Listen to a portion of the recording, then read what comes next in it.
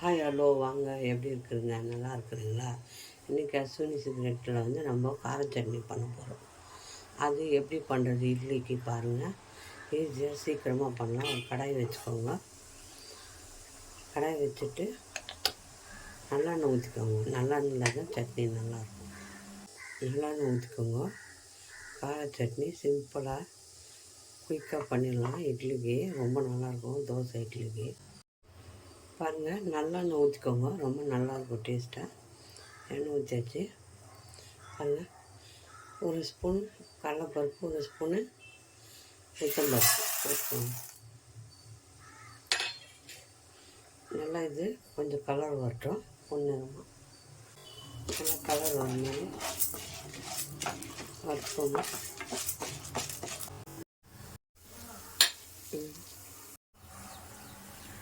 பாருங்கள், பூண்டு போட்டுக்கோங்க.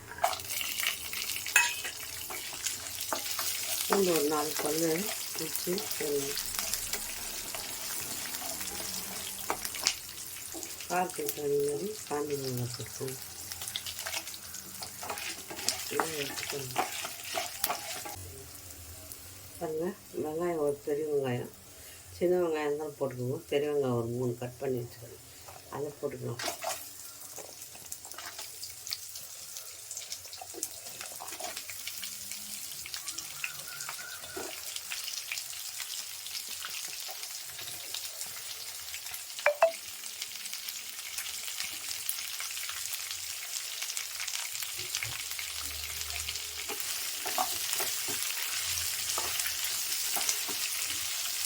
நல்லா வெங்காயத்தை வதக்கிடுங்க.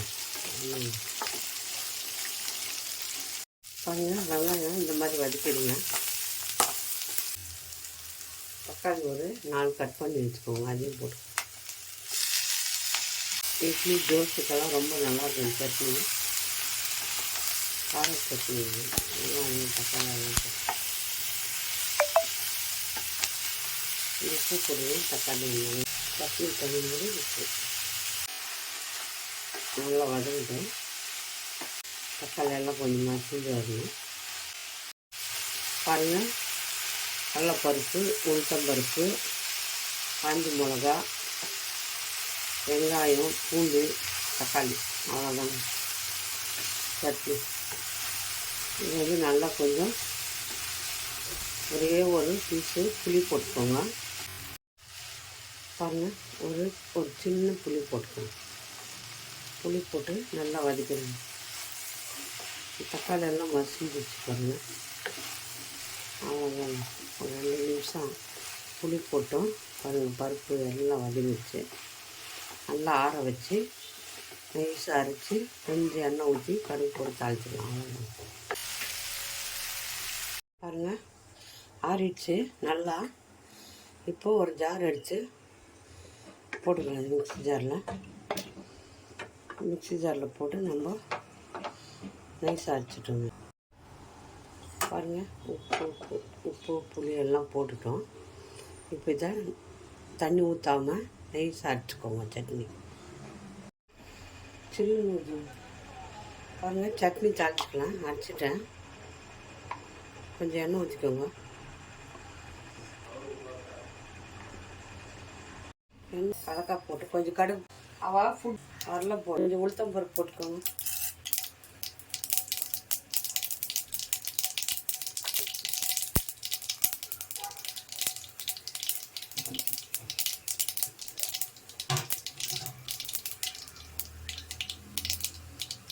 ரெண்டு கருவேப்பிலை.